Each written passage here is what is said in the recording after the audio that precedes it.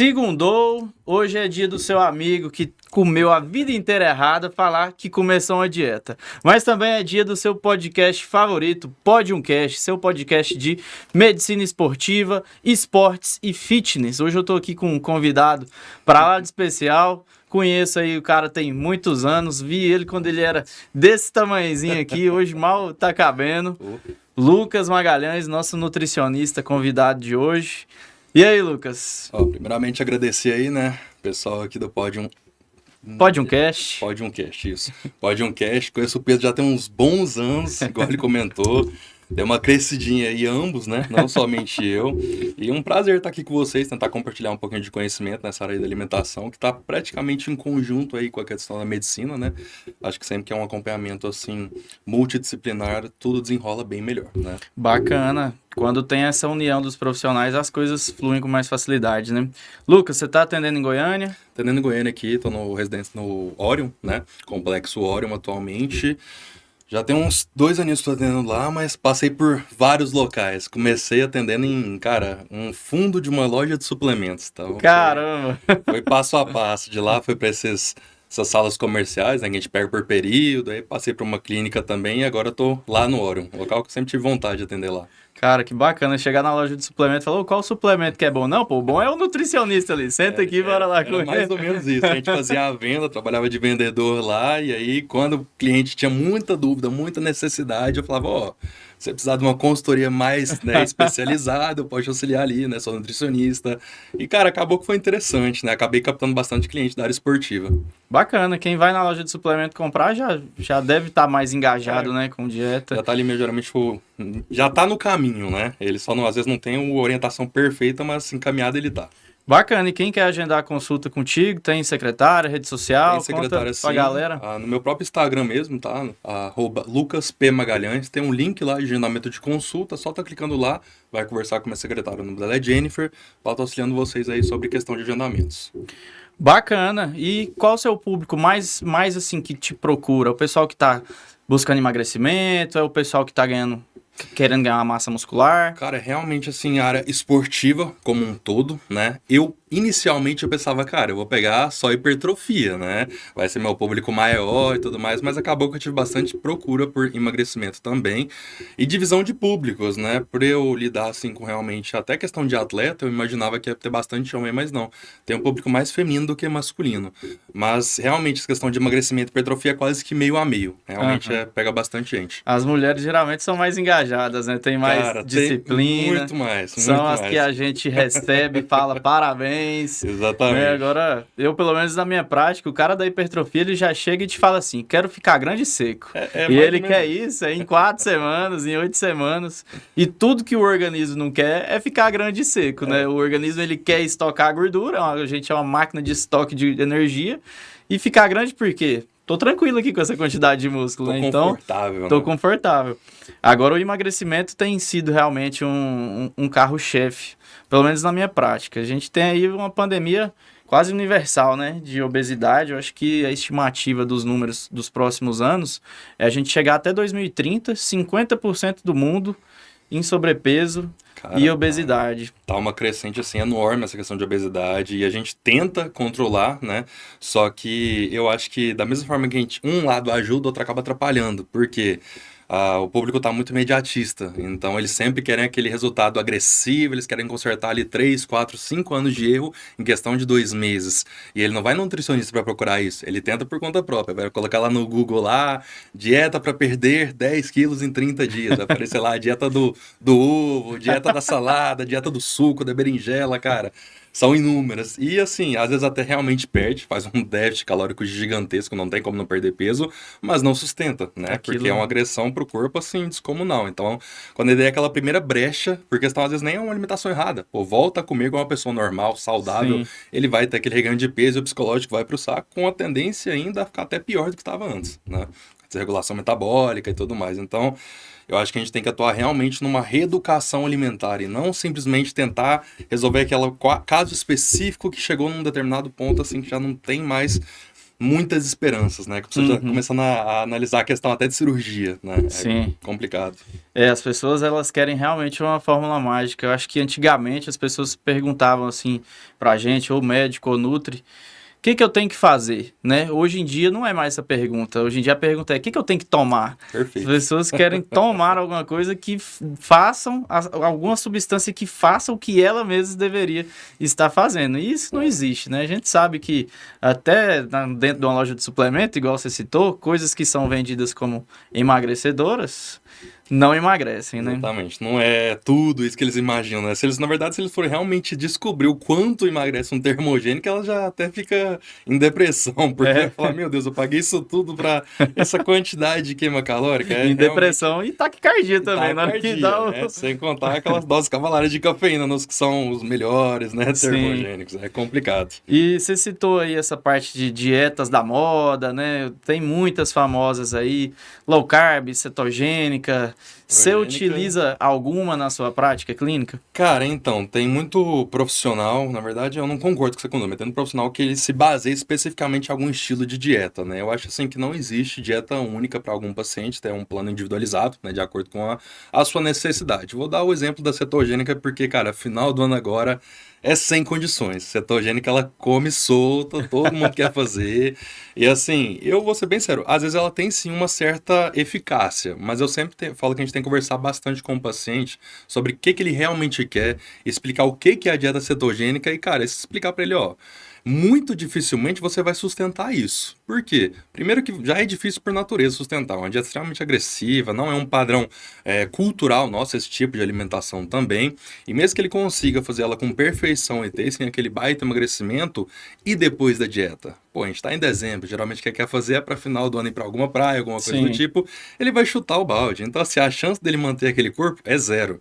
Só que eu falo, se ele quer chegar lá, se sentir bem, tirar umas fotos, e tudo bem. Se é o que ele tá desejando, a gente pode sim fazer esse tipo de estratégia. Agora, falar, você concorda que cetogênica é, assim, uma solução para algum determinado problema? Cara, acho que não. Acho que realmente essas dietas da moda, muitas das vezes, elas mais atrapalham do que ajudam.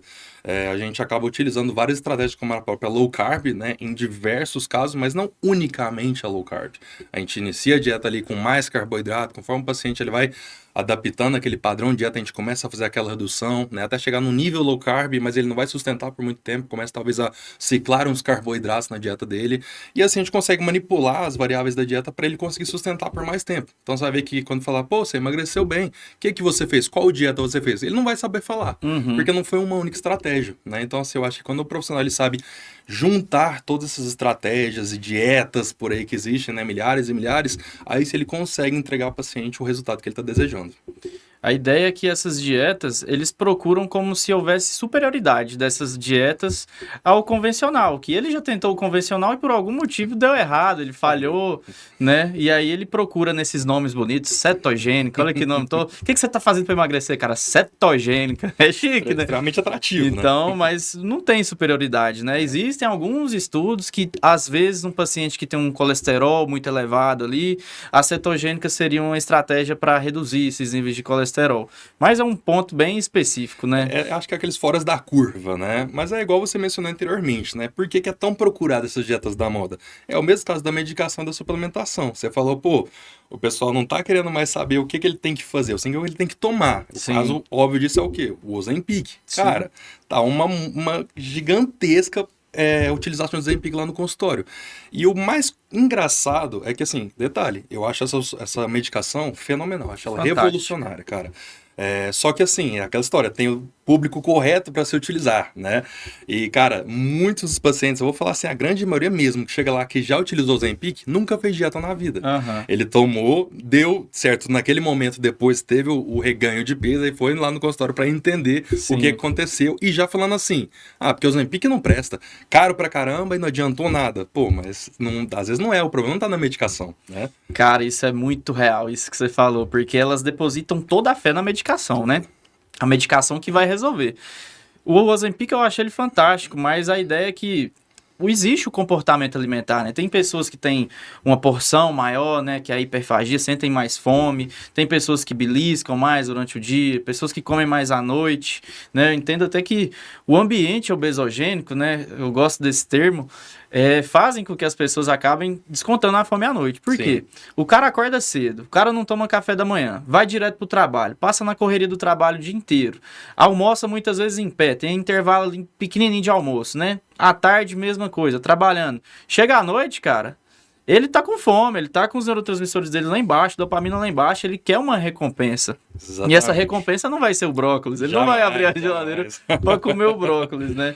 Então acho que a nossa rotina também já proporcionou. Bastante, cara, bastante. Inclusive você entrou num ponto aí do brócolis que a gente já joga pro lado da compulsão alimentar. Porque tem muito paciente que acha que tem compulsão alimentar, mas ele não tem. É justamente o que você citou, cara. Ele tá num ambiente completamente errado desde a hora que ele acorda. Quando ele chega em casa, é uma válvula de escape. O corpo quer descarregar em alguma coisa, ele vai descarregar numa comida. Ele fala, eu sou compulsivo, de noite eu tenho muita compulsão alimentar. Eu falo, não tem, cara. Você não sai comendo tudo que tem pela frente, você vai comer a coisa que você gosta. Compulsão alimentar é um pouco mais complicado. Então, assim, mudando, né, na realidade, a programação dessa pessoa desde a hora que ela acorda, ela vai ver que vai cessar essas necessidades abusivas dela. Exato. E eu ainda falo assim, pode cessar não 100%, né, porque a vontade sempre vai existir, até porque já é um hábito, às vezes, de anos, né, não tem como simplesmente eliminar ele de uma hora para outra. Por isso que eu falo pro paciente, começa toda a dieta, não é no físico, é na cabeça.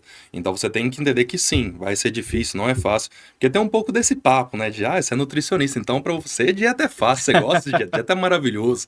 Eu falo, cara, lógico que não. Eu gosto, igual vocês, gosto de comer besteira de vez em quando. Às vezes a gente não tem um pouco de preguiça de ficar pesando comida, né? E selecionando alimento específico. Mas a gente faz o quê? Porque a gente quer o resultado lá na frente. E querendo ou não, quanto mais você faz, mais você tem facilidade para disciplina, né? Sim. Então o paciente, a partir do momento que ele entende isso e aceita essa programação, vai ser difícil? Vai. Não é fácil. Mas, pô, se ele aguentar o primeiro mês e aguentar corretamente, não se sabotando, ele vai achar bem mais fácil no próximo mês do que foi o anterior. E aí que a gente fala, dieta não é fácil, mas ela vai se tornando cada vez mais fácil, porque virou um hábito, né? Sim.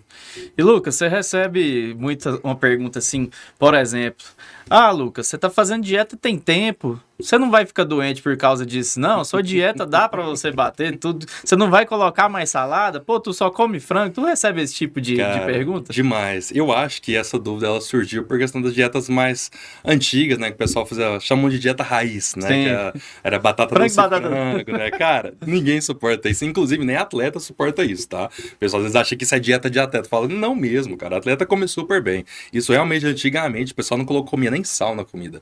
Então, assim, aí de fato não era prazeroso.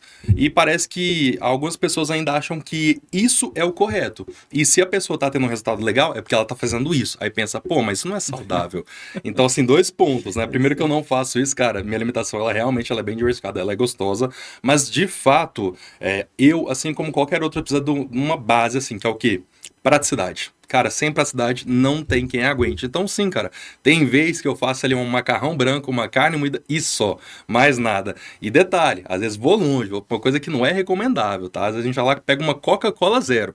Aí o pessoal vê eu comendo um macarrão branco, um carne tomando uma Coca zero e fala, ué, mas cadê o nutricionista tá fazendo isso? Você vai ficar doente, tudo mais, tá completamente errado. Eu falo, cara, da mesma forma, né, que a gente não constrói um corpo, não regula a sua saúde da noite pro dia, você também não estraga. Então, a exceção, né, ela não vai acabar estragando todo um protocolo. E é por isso que não, cara, não vai ter nenhuma deficiência, se a gente não fica doente, a imunidade não cai, porque, obviamente, não é dieta toda dessa forma. Mas, de fato, se a pessoa tem uma alimentação muito precária, muito simplista, sem nenhuma variação, cara, é provável que sim, a imunidade dela vai cair. E ninguém aguenta também aquela monotonia, né? Todo dia a mesma coisa. É gostoso variar, né? Mas precisa de um profissional para isso, para poder orientar. Vou aproveitar esse gancho. Dia do lixo existe? Refeição livre pode ser adicionada? Cara, então, vamos lá. Dia do lixo, refeição lixo, né? Refeição livre. Eu acredito na refeição livre. O dia do lixo é um pouco complicado. Eu raramente, cara, muito raramente eu passo dia do lixo para algum paciente, só se ele fosse um caso extremo de ectomorfo, que tem muita regalia, muita liberdade por questão do metabolismo acelerado. Porque senão é uma refeição livre, né, em um determinado dia, mas ela não só existe existe como deve existir, tá? Só que o pessoal interpreta da forma errada. Eles acham que refeição livre é o quê? É a recompensa. Olha, parabéns, você fez dieta semana, então você merece uma refeição livre. Não, de forma alguma. Alguns pacientes até a gente trabalha dessa forma que a gente tem que dar uma mimada para ele realmente empolgar, instigar. Mas falar assim, é melhor das estratégias? Não, não é. Tem um determinado momento que o corpo ele vai se usufruir melhor da alimentação se for, às vezes, um alimento mais calórico, um alimento assim, um composto de um açúcar refinado, coisa que geralmente não está no protocolo dele. Por quê? A gente meio que quebra aquela homeostase da dieta, aquele padrão assim de mês a mês que o paciente já está saturado, o corpo já não está mais tão responsivo. Então, quando o corpo recebe, né, aquela alimentação mais pesada, às vezes mais gordurosa, ele toma um susto, né? Dá, às vezes, aquele choque metabólico e o corpo fala, não, eu preciso trabalhar mais para digerir essa refeição, né? Então, no dia seguinte, ele já está bem mais acelerado, trabalhando muito melhor, e só que aí já voltou para alimentação normal. Por isso que eu geralmente recomendo, eu falo, beleza, quer fazer uma alimentação pesada, uma refeição livre? Pode fazer, mas tenta fazer ou no dia que você ainda vai treinar, ou pelo menos no dia seguinte você vai treinar. Porque você vai usufruir melhor desse glicogênio que você vai conseguir daquela refeição livre, né? Bacana. Então sim, ela existe, né? Mas o pessoal às vezes interpreta um pouquinho errado a real necessidade dela. E às vezes o cara fala o seguinte, pô, hoje é sábado, vou fazer uma refeição livre, né? Sim. Aí ele pede uma pizza com a coca de 2 litros. Aí a pizza sobra. Aí ele come de novo no domingo. No domingo. Aí beleza. A coca de 2 litros, ela até segunda ela tá lá na geladeira. O cara toma a coca até segunda-feira. E chama esses 3 dias de refeição livre. Exatamente. Tá de sacanagem. Exatamente. Eu até falo aos meus pacientes, cara, quer fazer uma refeição livre? Sai de casa, vai comer algo fora. Se você realmente quer comer em casa, você vai elaborar uma refeição que vai acabar naquele dia, porque senão você vai se sabotar. Cara, isso é todo mundo, e nem é só na refeição livre. Tem paciente que eu acho que ele gosta de se enganar, porque ele fala, nossa, eu amo chocolate e tudo mais, sou compulsivo. Eu falo, não, vamos trabalhar ali então, colocar uma porção ali de um chocolate 70%, por questão do cacau, ele gerar uma certa saciedade a mais ali, mas uma porção ali 30 gramas por dia, né? Aí ele, não, mas então eu vou comprar uma barra ali de 100 gramas, aí ele vai na Americanas, por exemplo, né, que tem aquelas promoções, 3 barras por um valor X, aí compra 3 barras. Ele já sabe que ele é compulsivo e ele sabe que ele gosta muito daquele chocolate. Então, assim, ele vai comer mais do que foi passado. Então, fala assim, às vezes você conhece já o que está estragando a sua dieta, mas você não quer enxergar. Então, é o caso da refeição livre. A gente fala, come fora, porque você não vai dar margem para erro, né? Então, vai muito, assim, do quanto o paciente quer. Eu acho que no começo é normal, a pessoa não sabe fazer dieta ainda, ela gosta de se enganar. Às vezes ela nem percebe, mas ela percebe, assim, que, eu gosto muito do alimento X. Eu vou comprar lá para casa? Ele para refletir. Ele fala, não, eu vou comprar porque tá uma promoção boa. Mas ele já comprou sabendo que ele vai comer aquele alimento. Ele só não quer admitir, mas ele sabe. Então mas uma dica boa é ir no mercado um dia que você esteja livre, né? Sim. Porque a mesma ideia que quando você chega do trabalho cansado, abre a geladeira, que é alguma coisa que te dá recompensa, a mesma forma é se você for no mercado depois desse dia. Mesma forma. Então você vai no mercado, olha tudo aquilo lá, tu fala, nossa, vou comprar isso aqui, né? Porque teu cérebro tá te pedindo. Exatamente. Né? E você falou aí, se fizer uma refeição livre, pelo menos treine no outro dia, que vai ter bastante glicogênio, bastante energia. Você trabalha com refeição pré-treino? Existe uma refeição melhor para fazer antes do treino? Então, esse também é outro ponto, assim, que depende, né? Sim, costumo trabalhar com refeições pré-treinos, mas vou até dar um exemplo que vai dar um extremo bem grande, tá? Doce de leite. Exatamente. Mas tá aí eu vou jogar para um outro lado, que aí você vai falar, cara, é muito desproporcional. Por exemplo, tem o paciente que eu vou, às vezes, passar um doce de leite como pré-treino, e tem o paciente que eu vou passar um suco de beterraba como pré-treino. O do suco de beterraba vai olhar, cara, eu conheço aquele paciente, se ele tá comendo doce de leite, ele vai falar, você me odeia, porque você passou um suco de beterraba pra mim, né? Mas é porque são casos e casos. Então, assim, a questão do doce de leite, né? Eu, pra ser bem sério, particularmente, até prefiro ele mais num pós-treino, porque eu acho que aí sim, seu corpo ele tá mais necessitado daquele glicogênio, né? Você bota ele junto de uma fonte proteica, né? Eu acho que vai ser muito melhor absorvido. Mas a gente utiliza, qual que é a real ideia, né? De ter colocado um doce assim na dieta do paciente? Às vezes ele tem aquela necessidade, aquela vontade, aquele desejo de algum alimento específico, como, por exemplo, doce de leite, e fala, vou encaixar então para esse alimento. Qual seria o melhor horário? Ou pré ou pós-treino, porque ele vai usufruir daquela caloria, aquele glicogênio a mais no corpo dele justamente durante o treinamento ou para uma reposição depois de um treino pesado, né? Agora, às vezes o paciente não tem essa necessidade. Só que é aquela história, mesmo sem ter necessidade, quem não vai gostar de um doce, Sim. né? Então, às vezes ele acha que tem que colocar porque é uma estratégia melhor. Jamais, cara. Eu sempre falo assim, se o paciente ele é realmente, assim, mega disciplinado, a dieta limpa é sempre a melhor opção. Não é sujar a dieta, tá? A questão do suco de beterraba, por exemplo, eu acho ele uma estratégia fenomenal, que inclusive eu acho que até que gera mais disposição do que às vezes um doce de leite. Só que não é todo mundo que vai aceitar. Tem gente que odeia suco de beterraba, né? Sim. Também é questão de adaptação. Eu particularmente acho gostoso.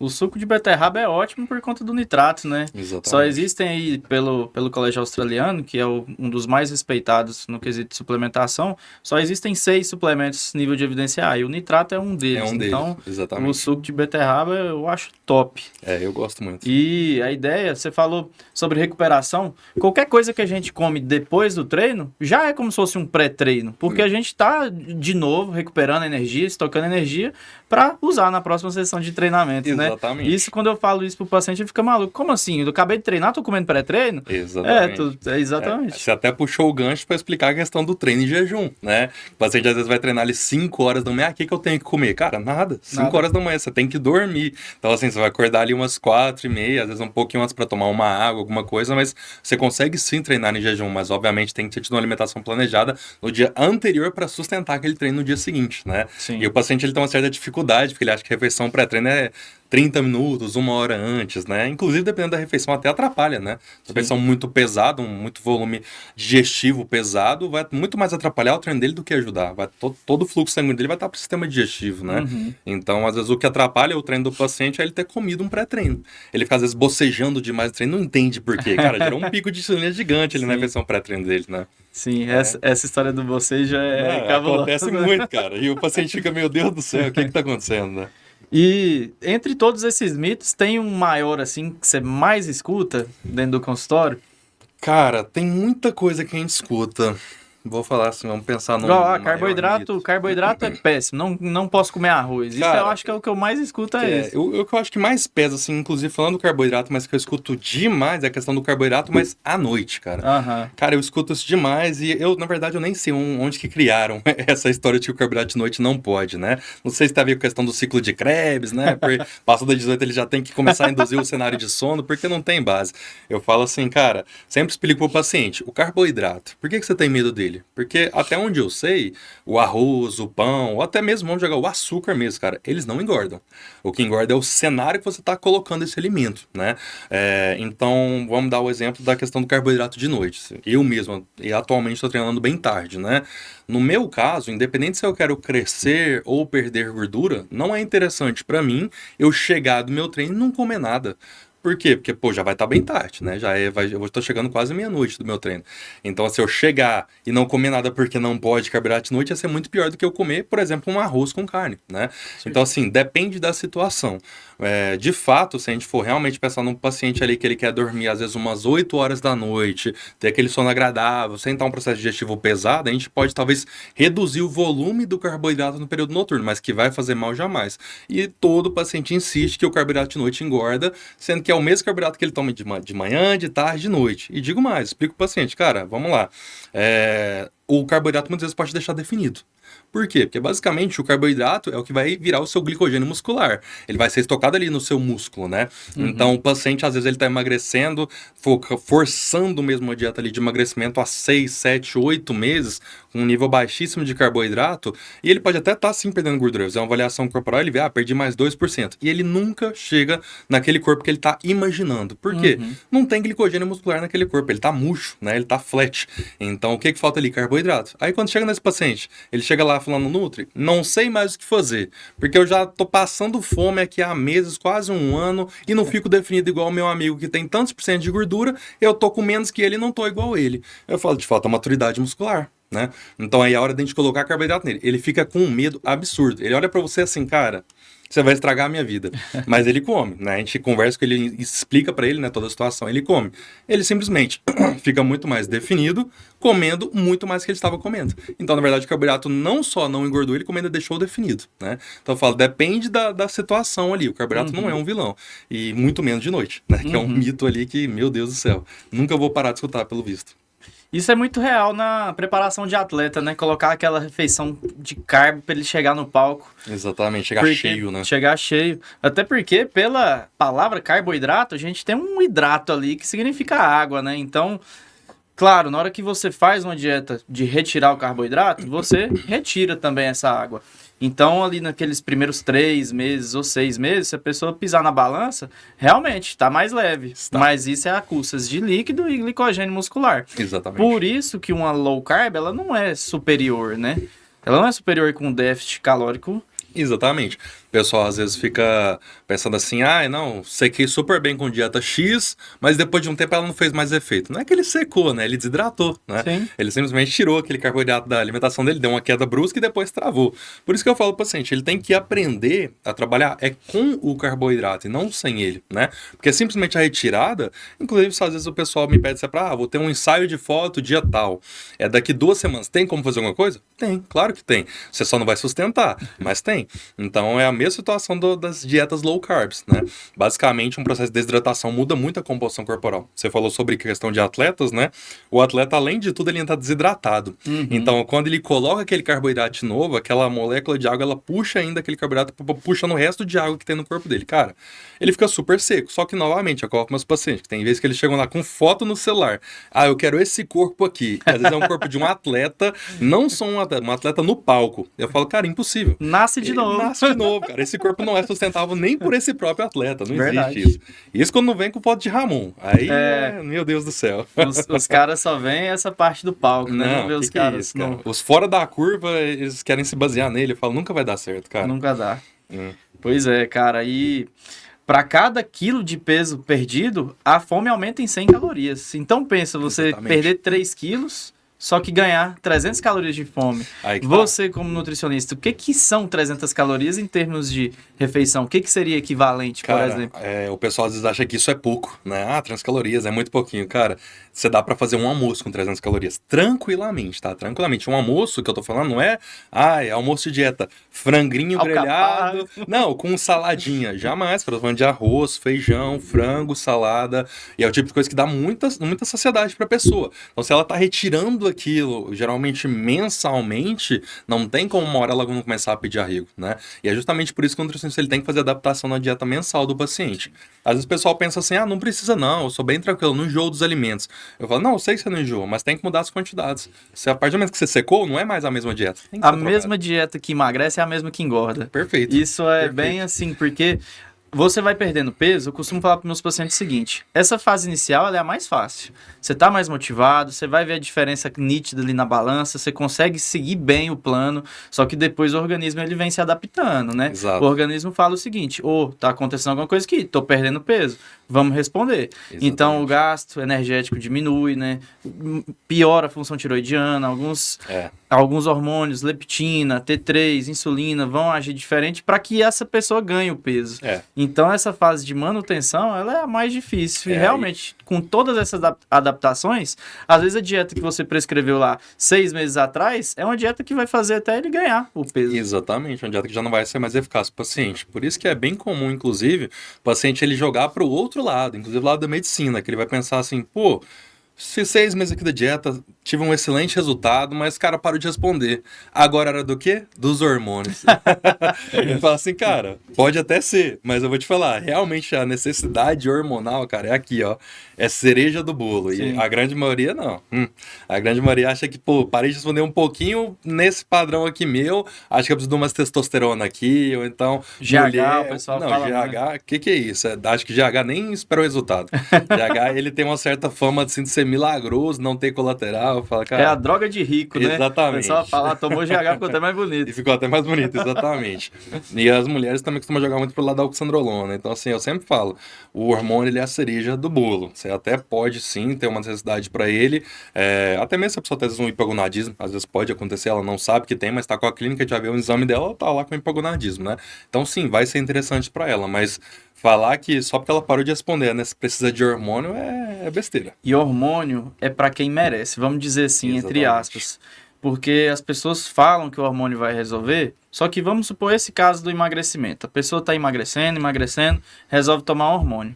uma das coisas que regem a nossa composição corporal são as relações hormonais. Sim. Então, às vezes, aquela mulher que tinha aquele físico feminino bonito, emagrece um pouquinho, começa a usar testosterona e fica quadrada. Ou então fica com pochetinha. Ou então cria aquela gordura debaixo da PAC, debaixo da escápula. Né? Então, aquilo é culpa do hormônio. Ela, talvez, se ela tivesse reganhado o peso sem hormônio, teria ganhado culote, coxa, tudo bem, mas da forma feminina que era, e não masculinizada. E às vezes ela muda a composição, né? Elas pensam que tá pior. Vai olhar a avaliação, não, você tá com bem menos gordura, você tá com mais massa muscular, mas não tá do jeito que eu queria, exatamente. Então, assim, o hormônio, ele é mais atrapalhou do que ajudou. Por isso que eu falo, cara, tem que ser extremamente pensado a hora de entrar com o hormônio, um protocolo da pessoa. E eu vou ser bem sério com você, infelizmente, eu acho que não é só meus pacientes, não. Acho que hoje em dia a grande maioria dos pacientes está sim entrando com o hormônio antecipadamente e nem a grande maioria não faz com orientação. Aí que é o problema maior, cara. Porque assim, a grande maioria dos pacientes que eu pego lá no consultório hormonizado, eles já chegam lá cheio de problema. Não chega lá pensando, eu vim porque um dia eu quero tomar hormônio. Já chegou tomando. Já tá todo lascado. Nunca fez dieta na vida, não sabe treinar, não dorme bem. Cara, e já tá tomando hormônio. Aí eu falo, não tem jeito, cara. Não tem como esse final ser um final agradável. Não tem. E aí, além de todos os colaterais estéticos, né? Todos os colaterais de saúde. Exatamente. Fisiologicamente, a pessoa tá toda arrebentada. E esse é acho que o grande problema. Pessoal, como eu disse anteriormente, tá numa geração muito imediatista, né? Então, não tive nenhum problema, estou ótimo. Hoje, ainda, né? Mas quando parar de utilizar os hormônios, aí que vem os problemas de verdade, né? Então, é complicado. E o hormônio, ele não vai ser a cereja do bolo, né? Não tem como o hormônio te deixar forte, te deixar com um físico bonito. Sim. O hormônio, quem usa o hormônio nessa parte estética, para que serve? Para possibilitar que essa pessoa treine mais pesado, que ela recupere com mais facilidade, que ela produza mais síntese proteica. Para isso ser feito, assim, para ser usado com efetividade, já vem do pressuposto que tudo lá atrás está sendo de forma bem correta. A base tem que estar extremamente sólida para aí sim fazer sentido, né? A entrada do hormônio. E ainda assim eu falo para o paciente que é uma escolha assim pro resto da vida, porque, não, Lucas, eu só quero fazer um protocolo ali de 2 meses com hormônio e vou parar. Eu falo, cara, o maior colateral hormonal que eu vejo é a dependência psicológica. Cara, quando a pessoa começa a utilizar e para o uso, a dieta dela que antes era excelente, fica horrível. O treino dela que antes era muito bom, fica péssimo. Por quê? Porque sem hormônio a pessoa acha que não dá conta mais. Então eu falo assim, você pode até ter realmente evoluído ainda mais durante a utilização, mas e agora que você realmente pode usar igual você falou que ia parar? Tá tudo péssimo, e antes não era péssimo assim. Aí ela, em vez de pensar, não, então eu tenho que me esforçar mais, ela pensa, eu tenho que voltar a utilizar o hormônio. Aí é um problema. É foda. E, assim, o hormônio é a cereja do bolo pra quando o bolo é de cereja, né, velho? Exatamente. O hormônio não é a cereja do bolo. E mais nesse ponto de emagrecimento, as pessoas querem usar hormônio. Pô, a testosterona, ela dá fome, cara. Tu quer usar um hormônio que dá fome no emagrecimento? Peraí, vamos ver como é que tu tá, né? Vamos analisar. O hormônio é um assunto bem polêmico, porque para emagrecimento, cara, até o GH, que é o mais utilizado, assim, o mais falado, a dose que seria necessária para ter o efeito estético de emagrecimento causaria muitos efeitos adversos. Exatamente. O pessoal acha que o GH não tem colateral, né? É incrível. Eu falo, ele criou uma fama positiva em cima dele, assim, colossal. Mas, cara, realmente teria que ser uma dose maior e vai, sim, trazer colaterais em conjunto. E assim, até que em termos de lipólise, pensando assim, talvez para uma mulher, eu acho que a gente até pode ter um bom resultado com uma dose reduzida, mas principalmente homem, cara, dose reduzida, eu falo, você vai jogar dinheiro fora. Essa é a verdade. Agora, não, mas eu vou investir, vou gastar bastante. Fala, beleza, mas vai vir colateral junto. Então, assim, não tem aquela zona perfeita que eles imaginam, né? Então, realmente, de algum ponto, ele vai ter que perder. Então, é uma escolha dele. Por isso que eu falo, cara, faz o trabalho primeiro, a base, o simples, tá? Faz isso, deixa algo, assim, sólido na sua vida. Quando virar algo, assim, que você já não tem dificuldade nenhuma de sustentar, se por acaso, que eu acho praticamente impossível, mas se por acaso você realmente estiver insatisfeito, aí a gente pode começar a pensar nisso. Só que eles não têm paciência, né? Até chegar fala lá assim, pô, Lucas, dieta eu já sei fazer, me passa uma coisinha aí, dieta eu já sei, já faço dieta. Cara, é incrível isso. Tem muito paciente que fala isso, tem muito paciente. Eu falo, você veio aqui pra quê, né? Porque ele chega lá, então, eu quero comer isso, isso e isso, porque isso aqui pra mim é muito bom, mas eu não como tal coisa porque isso aqui não me faz bem. E eu queria saber a questão do protocolo hormonal. O que você acha que tem que tomar? Porque eu tô tomando isso e não tá dando muito legal. Eu falo assim, tá, mas quem que é seu médico? Ele, não tem um médico não. Eu falo, então é por isso que não tá dando legal, né? Você nem sabe se deveria estar tomando. Cadê seus exames? Não fiz exame. Nunca eu falo, cara... Eu falo, eles brincam, mas eles brincam, acham que realmente a conta não vai chegar, mas ela chega.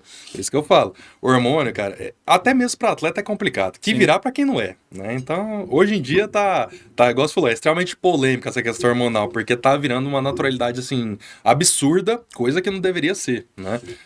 E a gente vê muita morte súbita em bodybuilder, né?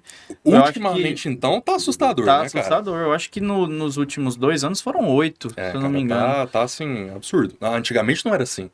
E detalhe, em questão hormonal, né? A gente teve ali a Golden Era, onde realmente tinham os verdadeiros abusos em hormônios, né? E mesmo naquela época não era desse jeito, cara. Sim. Você vê o fisiculturista open barrigudo, né? Barrigudo, cara, barriga dilatada. Sim.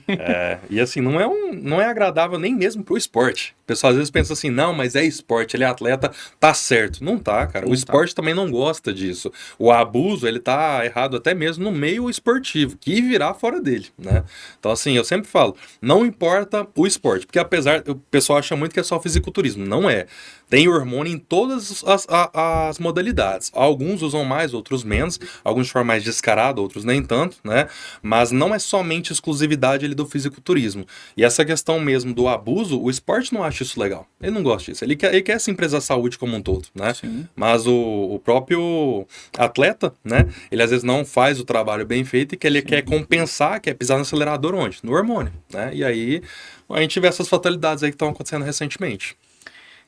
E deixa eu te perguntar, já que o esteroide demais não pode, né? E comer proteína demais? Quanto mais proteína, melhor? Cara, esse é um erro que eu acho que todo mundo que nunca foi num nutricionista já cometeu. Sim. Porque parece que quanto mais proteína você comer, melhor vai ser. E infelizmente não é. Poderia ser, porque senão era bem fácil, né? Você conseguir ganho de massa muscular. A gente tem uma certa limitação, mas ainda assim eu não considero que ela é fixa, tá? Eu já tive pacientes ali que eu trabalhei com 3 gramas de proteína por quilo de peso, que eu acho muita coisa e deu bom. Assim como eu já tive paciente que eu trabalhei com 2,2 gramas e deu ruim. Precisava de menos, tá? Então, assim, eu acho assim que, pelo menos da minha parte, o máximo que eu trabalho é esses 3,2 gramas de proteína por quilo de peso, tá? Mas que isso eu não vejo necessidade alguma e ainda assim é o extremo, né? Falar, não, a grande maioria não é esses 3, tá? Mais para 1,8 a 2,2 gramas de proteína por quilo de peso. Então, tanto para menos quanto para mais ali não é interessante. Eu não sei, eu não me recordo se já atualizaram, né, na Organização Mundial de Saúde, mas a recomendação diária era de 1 grama de proteína por quilo de peso. Aí eu já acho que tá meio errado. Acho, tá muito baixo. Tá desatualizado, né? Nessa realmente área esportiva, área de performance, né, de você ganhar massa muscular, 1,7 ali acho que já fica interessante, mas 1 eu acho muito baixo. Realmente, tem muita gente que acha que pra começar a academia, tu tem que comer só frango. Comer só proteína. Qual que é o impacto no físico dessas pessoas que comem só proteína? Existe um resultado? Existe. Inclusive, falando no ponto que vai machucar a pessoa mesmo, porque ela tá se matando. Porque, cara, não é agradável você comer bastante frango, tá? Não é agradável. A pessoa pode ser extremamente carnívora, não é agradável. Mas a pessoa tá ali forçando aquela quantidade gigante de carne na dieta dela, o balanço nitrogenado já vai ficar errado. A proteína, ela é um macronutriente termogênico. Então, você gasta calorias do seu corpo para digerir aquela proteína. Então a pessoa está comendo aquela carne excessiva para que ganho de massa muscular.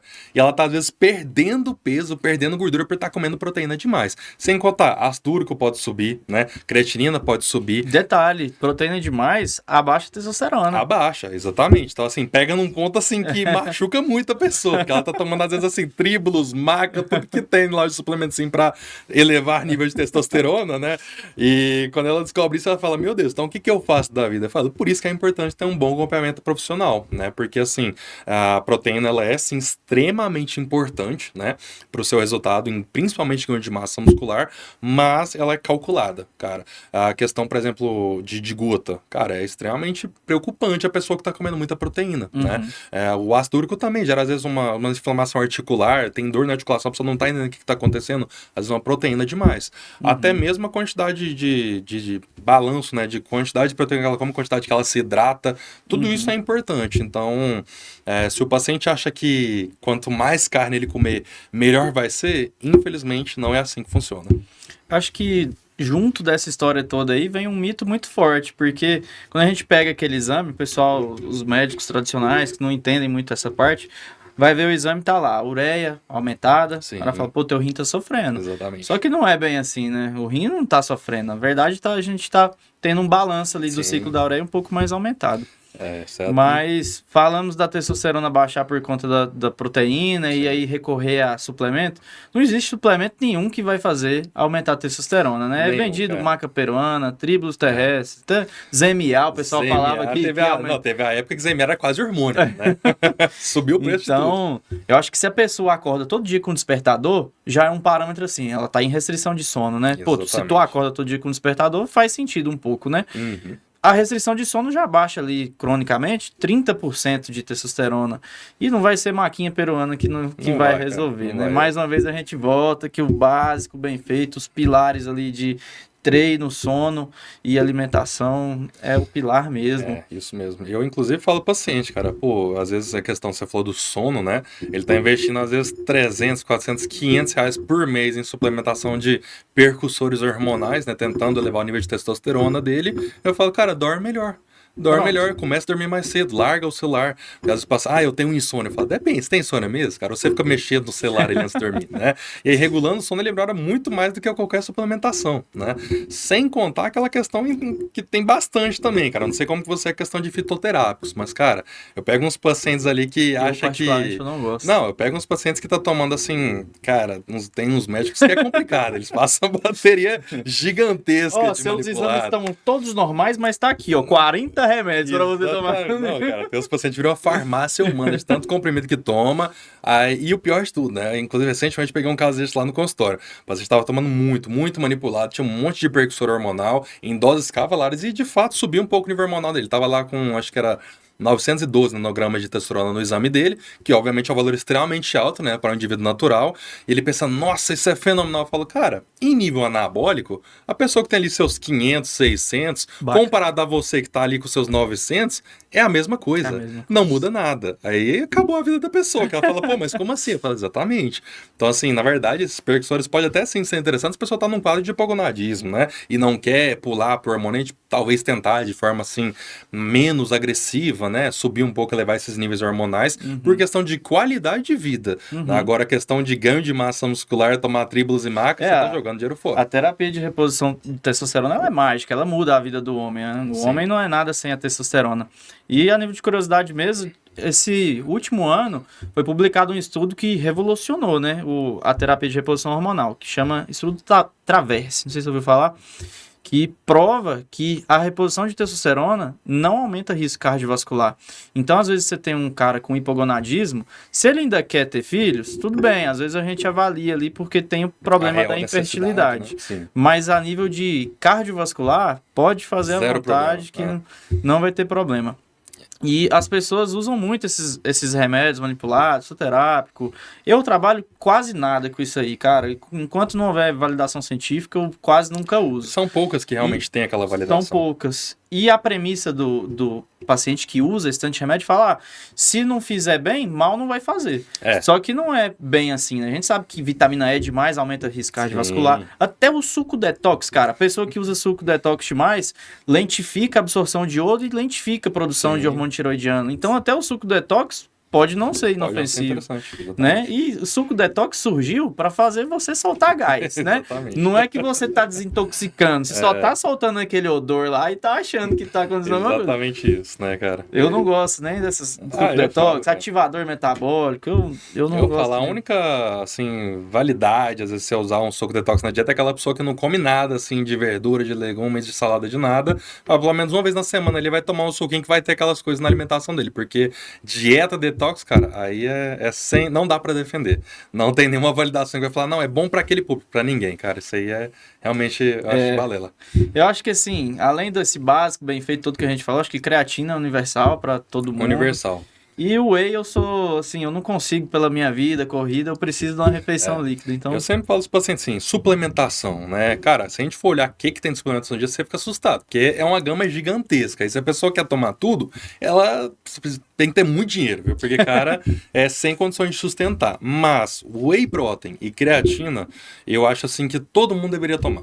Por quê? Bom, creatina, primeiramente, né? Igual você falou, número 1 em questão de comprovação científica, não só para público esportivo. Idoso, então, é maravilhoso uma creatina. Verdade. Então, essa suplementação realmente eu acho extremamente benéfica, tá? Para diversos públicos, não tem nem o que falar.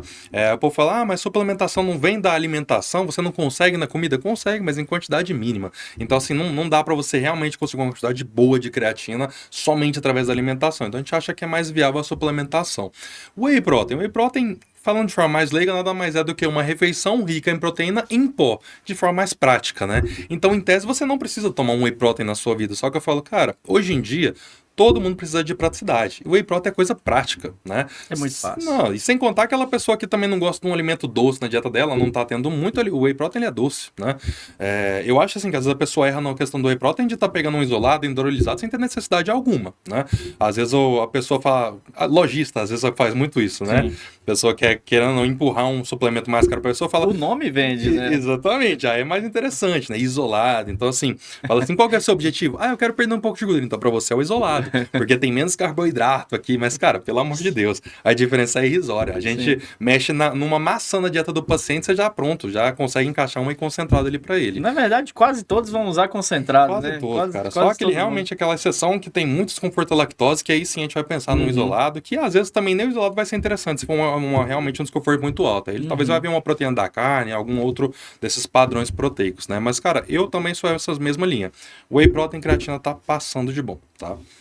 É o que eu gosto de usar também. Não tem shot da glutamina para imunidade. Tem. Jamais. Inclusive, não existe suplemento para imunidade também. Não existe, cara. Podia existir, né? Mas infelizmente... Ia ser ótimo.